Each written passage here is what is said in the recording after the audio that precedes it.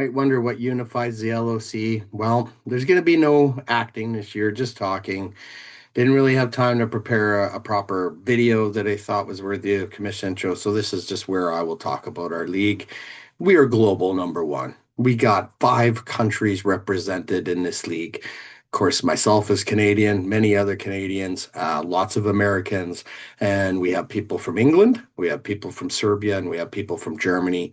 And honestly, I would love to see those numbers get up even more. So for some of you people overseas or even some of our North American friends, if you know some people maybe in South America, maybe more in Europe, I'm always open to getting some new referrals in, especially international referrals.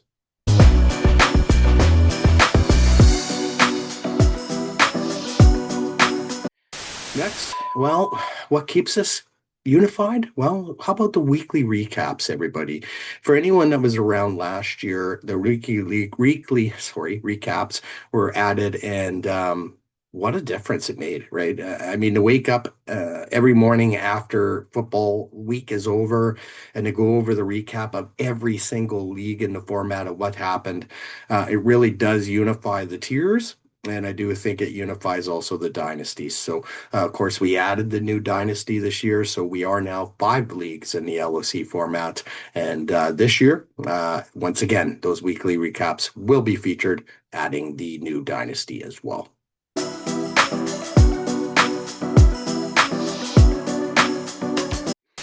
Last but not least, we are the LOC family. It was funny. This league was once criticized for being a family league. It is a family league. We got wives in here. We got brothers in here. We might even have some sisters in here. Well, so we got a sister-in-law.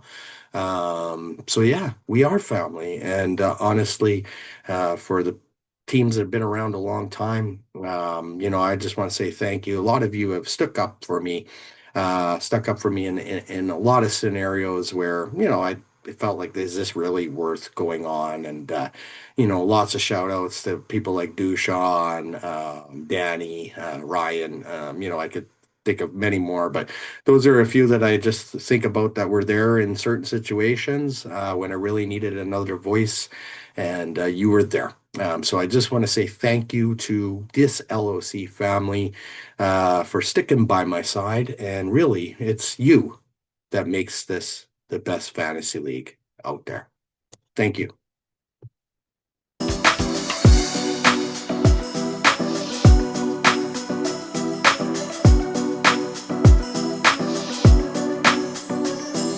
few moments later. Hey everyone, guess who's back? It's the commish back here, of course, with another draft preview. And this time we got original owner Milan in the six, a guy entering his 13th year in Tier 1 and has been here from the beginning. And actually got the pleasure of meeting Milan in person. I don't know how many years ago now. It must have been 5, 6 years ago. It's amazing how time flies, to be honest. And, some of us here that have been here from the beginning are going to grow old together, which is going to be interesting. Soon all this will be gray on top. But, anyways, Milan, it's a pleasure having you in the league, and I'm excited to get your preview kicked off here. So let's get it done. And I'll just share my screen with you. Sorry. All right, here we go. Milan and the six. Let's get into it. So the keepers. I keepers are good.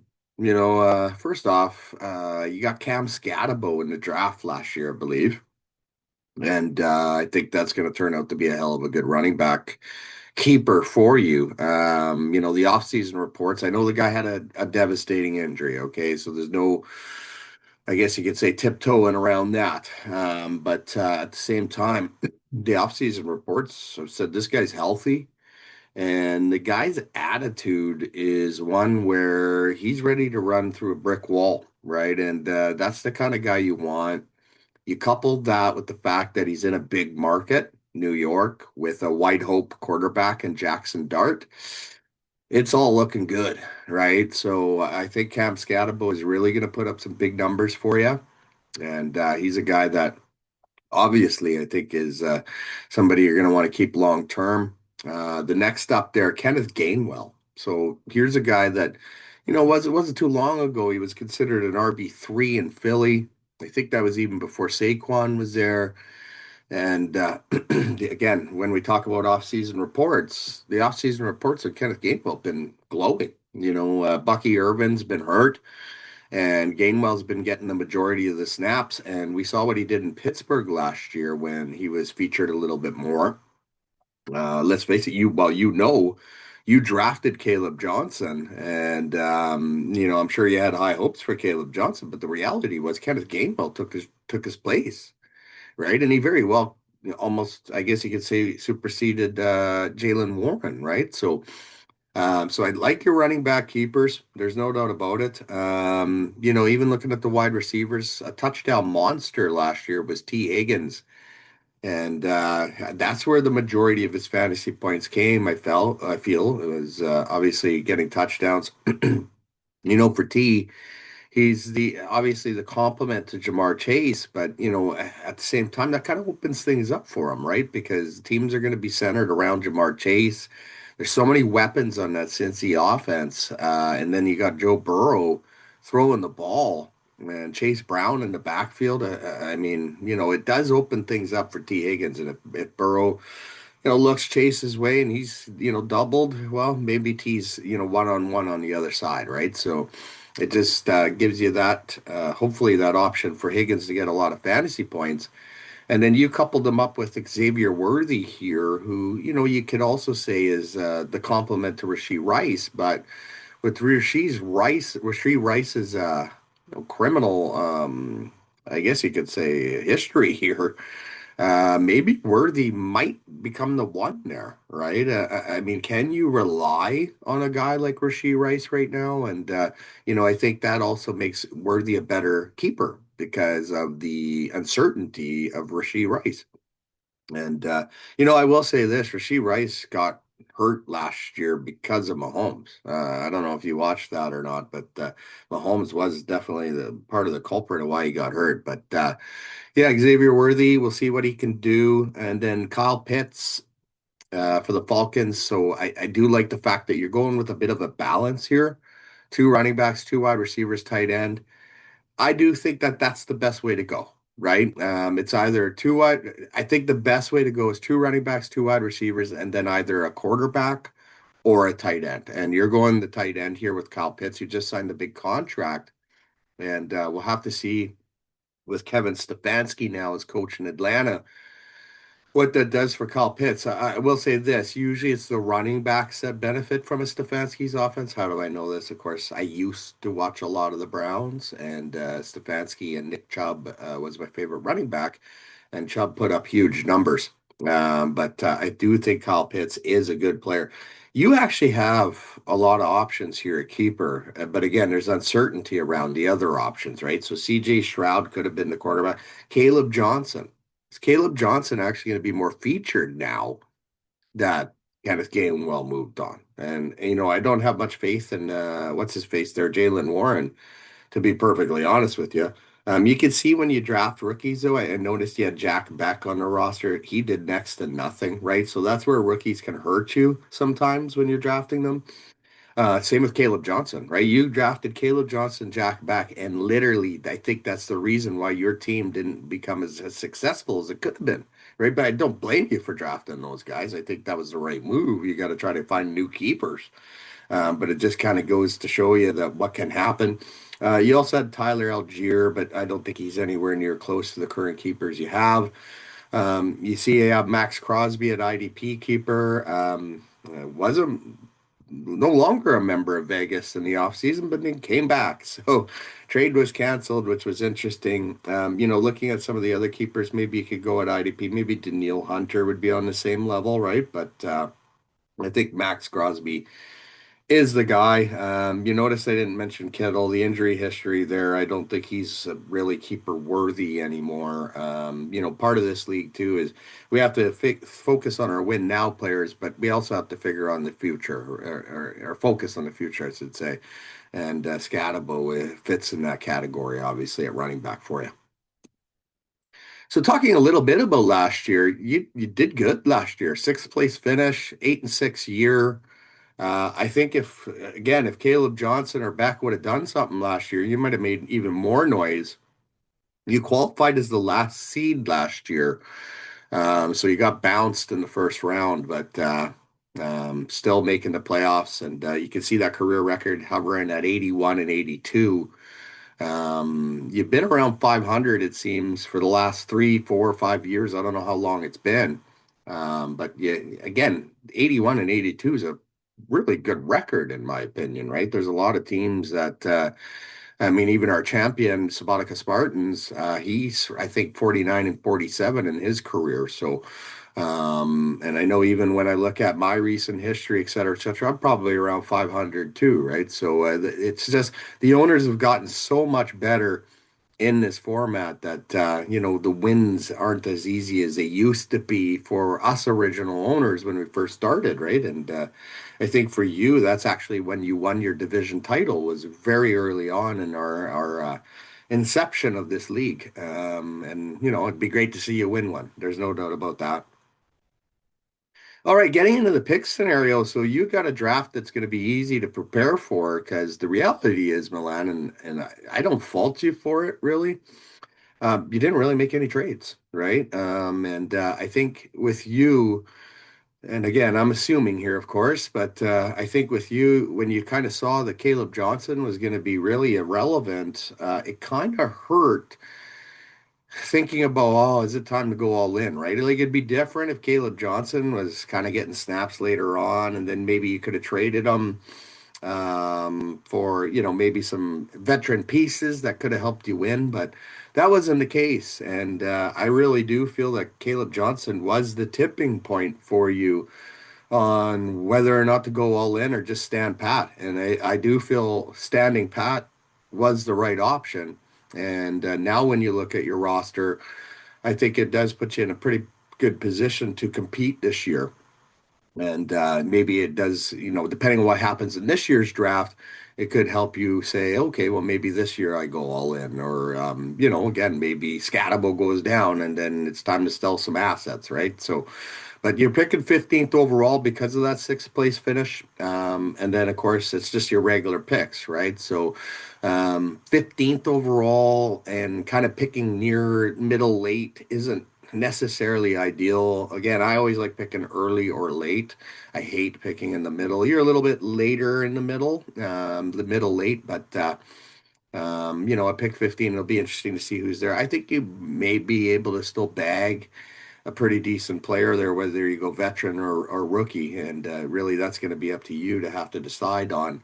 Are my five keepers right now guys I want to keep long term? If they are, well, then, I'm going veteran at 15 because I want to try to win this year. Or maybe, there's a rookie that's been glowing in the offseason reports and maybe they're going to have a big role and you take another chance on a rookie. But again, we saw what happened with Jack Beck, right? So, again, looking into rounds 11 into 20, again, it's just all your original picks. And like I say, no issues there in terms of preparation for the draft. And, the beautiful thing about having a draft like yours, too, is you don't have to wait multiple rounds for a pick, right? I know there's a lot of teams, myself included, where I made a lot of trades, and there's going to be some rounds where I'm like, holy shit, when do I pick next, right?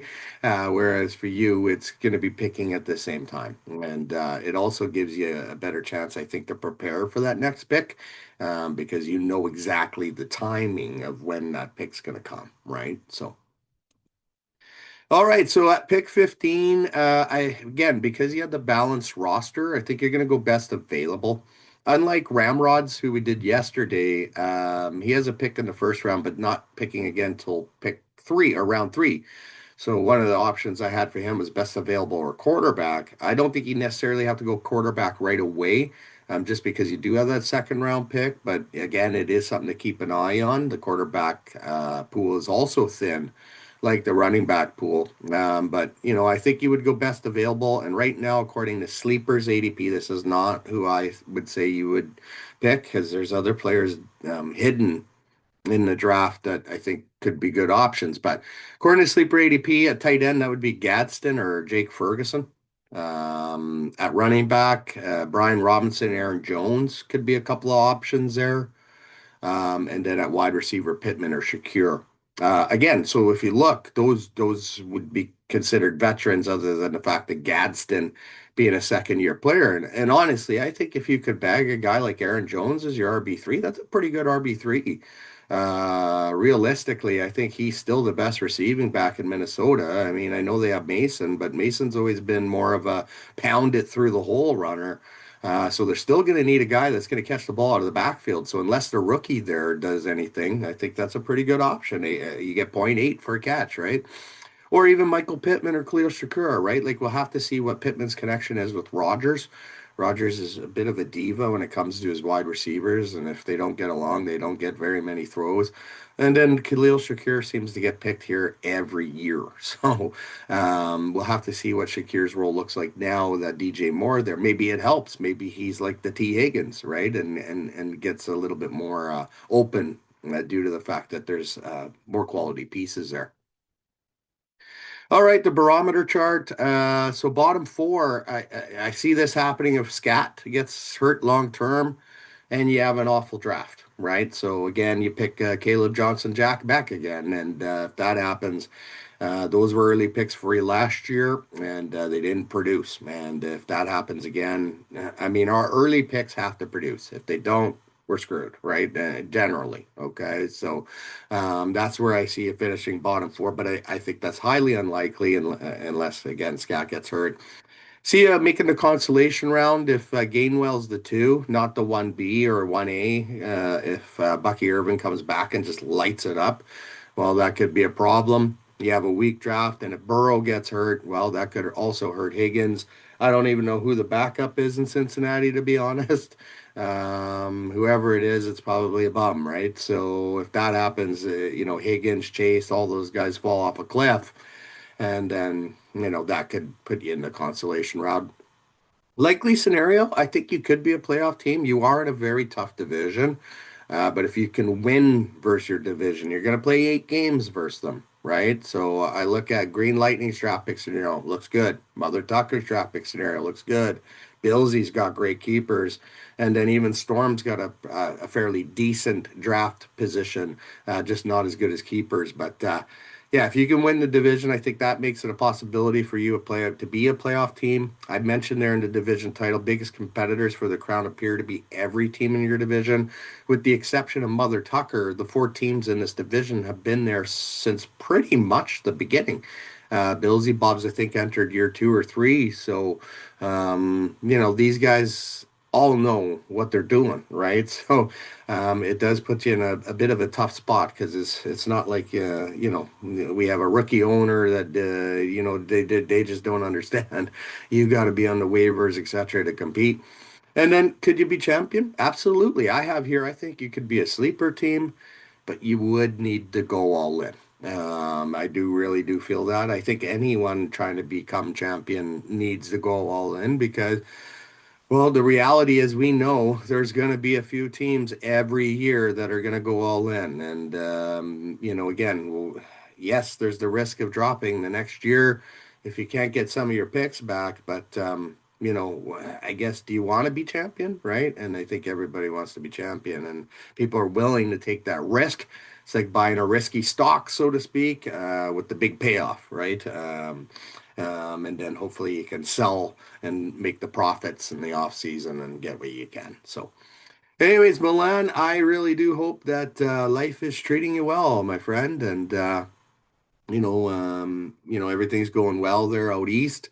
Yeah, I think the wife and I are actually traveling to Toronto in September, actually. So yeah, maybe if you're around, we could maybe catch a lunch actually. My wife's into Susie is into big classical music, and we're going there to watch some pianist. And yeah, if you're interested, I can maybe give you the dates, and maybe we could jam. All right, brother. You have yourself a wonderful rest of the summer. Bye for now.